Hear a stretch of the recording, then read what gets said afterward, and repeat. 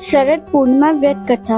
मान्यता अनुसार बहुत समय पहले एक नगर में एक साहूकार रहता था। उसकी दो पुत्रियां थीं। दोनों पुत्री पूर्णिमा को उपवास रखती, लेकिन छोटी पुत्री हमेशा उस उपवास को अधूरा रखती थी और दूसरी हमेशा पूरी लगन और श्रद्धा के साथ पूरे व्रत का पालन करती थी।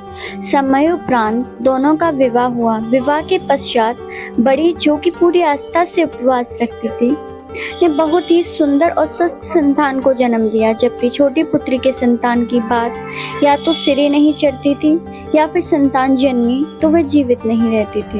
वह काफी परेशान रहने लगी। उसके साथ साथ उसके पति भी परेशान रहते। उन्होंने ब्राह्मणों को बुलाकर उसकी कुंडली दिखाई और जानना चाहा कि आखिर उसके साथ ऐसा क्यों हो रहा है। विद्वान पंडितों ने बताया कि इसने पूर्णिमा के अधूरे व्रत किए हैं, इसलिए इसके साथ ऐसा हो रहा है। तब ब्राह्मणों ने उसे व्रत की विधि बताई। वो अश्विन मास की पूर्णिमा का उपवास रखने के सुझाव दिया। इस बार उसने विधि पूर्वक व्रत रखा, लेकिन इस बार संतान जन्म के पश्चात कुछ दिनों तक ही जीवित रही। उसने मृत शिशु को पीढ़े पर लिटाकर उस पर कपड़ा रख दिया और अपनी बहन को बुला लाई।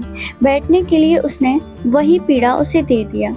वही बड़ी बहन पीढ़े पर बैठने ही वाली थी कि उसके कपड़े के छूते ही बच्चे के रोने की आवाज आने लगी। उसकी बड़ी बहन को बड़ा आश्चर्य हुआ और कहा कि तू अपनी ही संतान को मारने का दोष मुझ पर लगाना चाहती थी। अगर इसे कुछ हो जाता तो?